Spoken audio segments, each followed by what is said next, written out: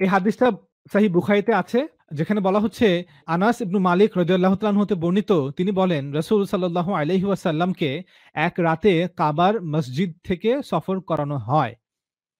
বিবরণটি হচ্ছে নবী সাল্লাল্লাহু আলাইহি ওয়াসাল্লামের কাছে এই বিষয়ে ওহী পাঠানোর আগে। এটা বাংলা তর্জমা এভাবে করা হচ্ছে, কিন্তু এটা যে ইংলিশ ট্রান্সলেশন এবং এটা যে আরাবিক, ক্বাবলা আন ইউহা ইলাইহি ওয়া হুয়া নাইমুন ফিল মাসজিদিল হারাম। ওহী আসার পূর্বে, আল্লাহ রাসূলের কাছে ওহী আসার পূর্বে কি হয়েছে, তার কাছে ৩ জন ফেরেশতার একটি জামাত আসলো। অথচ তখন তিনি মসজিদুল হারামে ঘুমিয়েছিলেন। প্রথম জন বলল, তিনি কে যে ঘুমিয়ে আছে? মধ্যের জন বলল, তিনি এদের সবচেয়ে ভালো লোক, অর্থাৎ মক্কা যত লোক আছে তাদের মধ্যে সবচেয়ে ভালো তিনি। সর্বশেষ জন বলল, তাহলে তাদের সবচেয়ে ভালো লোকটিকেই নিয়ে চলো। সে রাতের ঘটনা এতটুকুই। শেষে তারা অন্য এক রাতে আসলেন, যা তিনি অন্তর দ্বারা দেখছিলেন ঘুমন্ত অবস্থায়। তার চোখ ঘুমায়, তার অন্তর ঘুমায় না।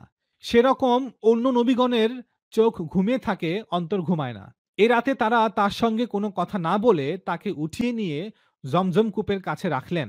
জিবরিল আমিন তার সাথীদের থেকে নবী সাল্লাল্লাহু আলাইহি ওয়াসাল্লামের দায়িত্ব নিলেন এবং তারপর মিরাজের পুরো ঘটনা। তো ইবনুল কাইয়্যুম উনি বলেছেন, হাদিসটা পড়ে মনে হয় যেন ইসরা মেরাজ হয়েছে আল্লাহ রসুলের নবুত পাওয়ার আগেই। হাদিসটা আমি পুরো দেখালাম না।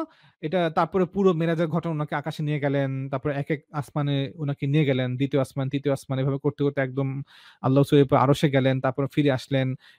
মাঝে উনি আকসায় গেলেন, নামাজ পড়লেন। তো এখন এই যে উসুলটা ইবনুল কাইয়্যুম উনি ওনার উসুলটা উনি এখানে এপ্লাই করেছেন। উনি এই রাওয়াতটাকে বাদ দিয়েছেন। বাদ দিয়ে উনি বলেছেন যে এই রাওয়াতের মধ্যে আছে। এই রাওয়াতের মধ্যে ভুল আছে, দুর্বলতা আছে। সো এটাকে বাদ দিয়ে আমরা ধরে নিব যে এই রাওয়াতটা ভুল কথা বলছে এবং এখানে রাবীরা কোথাও ভুল করেছে।